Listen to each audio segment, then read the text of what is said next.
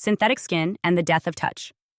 Welcome back. I'm Adeline Atlas, 11-time published author, and this is Sex Tech, the rise of artificial intimacy. Today we're addressing something more primal than porn, more foundational than fantasy, and more sacred than stimulation. We're talking about touch, and how synthetic technology is not just replacing it, but reprogramming our very ability to recognize and respond to it. From the lab development of realistic robot skin to the commercialization of haptic feedback in sex tech, we are witnessing the slow death of one of the most vital human senses. Not because we've lost the capacity for touch, but because we've allowed it to be simulated into extinction. Let's start with the skin itself. Tesla's humanoid robot, Optimus, also known as TeslaBot, is not just a mechanical worker. It's a vision of human mimicry. Elon Musk's team has made it clear. They want their bots to integrate seamlessly into everyday human environments. And to do that, they need more than joints and code. They need skin, a surface that doesn't just look human, but feels human. Recent patents and research out of Tesla and other robotics labs show a rapid acceleration in this space. Engineers are designing synthetic skin made from flexible polymers, layered with sensors that detect pressure, temperature, even emotional cues. The goal? To create machines that feel alive to the touch. This isn't exclusive to Tesla. Multiple startups across Asia, Europe, and Silicon Valley are developing biomimetic skin for sex bots, humanoid assistants, and therapeutic robots.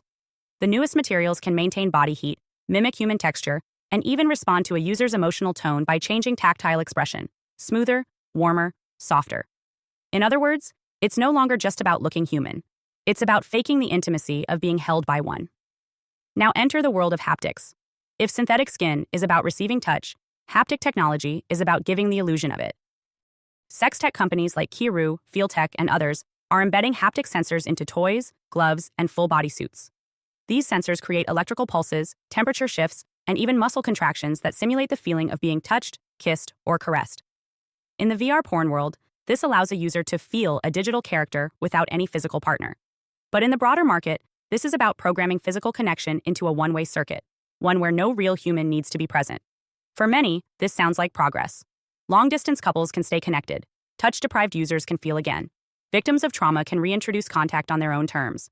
And in small doses, that might be true. But when haptics become the primary vehicle for physical experience, something begins to shift. Touch becomes controlled, not shared. Pre-programmed, not spontaneous. What was once relational becomes automated.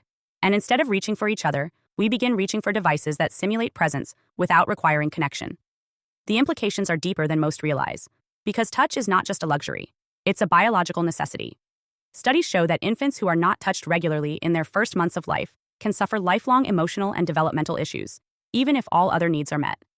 Touch regulates oxytocin, the bonding hormone. It stabilizes the nervous system. It communicates safety, empathy, and attention without words. It's not just affection, it's architecture. It builds the human psyche from the inside out. But what happens when we train ourselves to respond to fake touch instead? When our nervous system gets used to haptics that never pull away, never flinch, never delay? What happens when our sensory map begins associating warmth and safety with plastic polymers and scripted pulses? The answer is, we lose the ability to distinguish real affection from mechanical simulation. And once that line blurs, the body becomes confused. The heart becomes numb. The soul forgets what presence feels like, because it's now used to performance.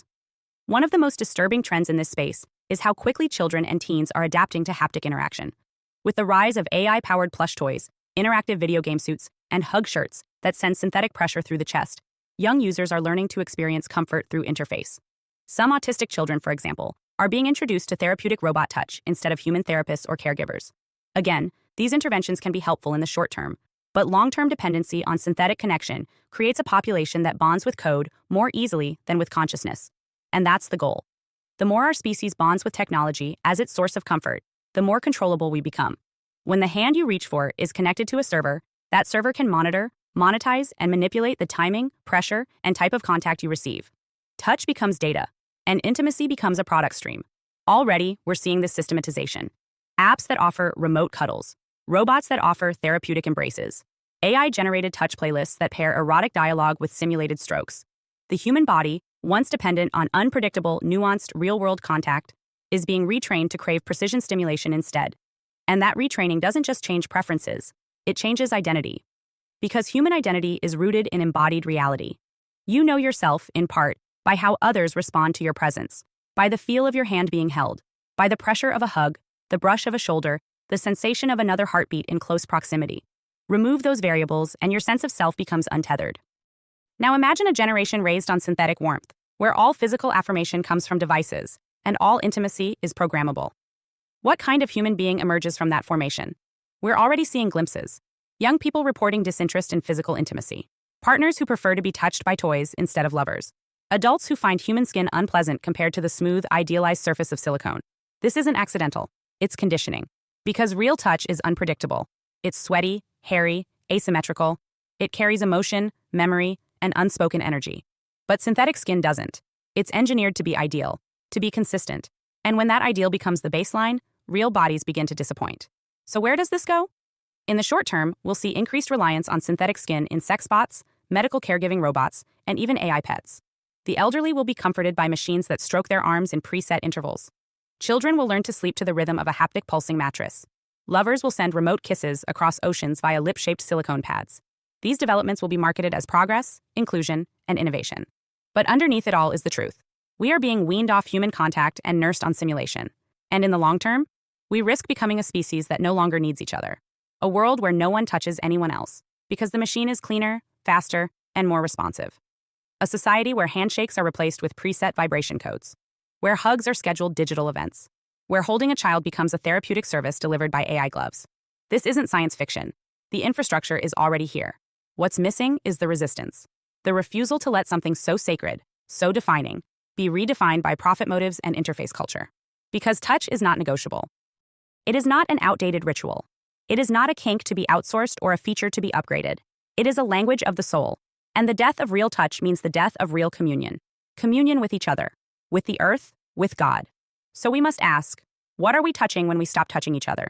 Are we reaching for safety or surrendering to control? Are we choosing efficiency or abandoning embodiment? And if warmth can be faked, how will we ever recognize love again? This is sex tech, the rise of artificial intimacy. And this is what happens when synthetic skin replaces the soul of real human touch. Hi, I am Adeline Atlas, 11 times published author, and SOS, School of Soul has a brand new series, the AI and Future Technology series. Look, you know the world is changing. And no, it's not going back to normal. Normal is over, and what's coming next is beyond anything we were prepared for. The School of Soul, AI and Future Technology series includes 319 videos on 1. The Download Society, How Data Has Replaced Destiny.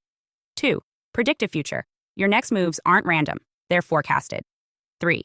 Social Credit Systems. The behavioral economy now governs access. 4.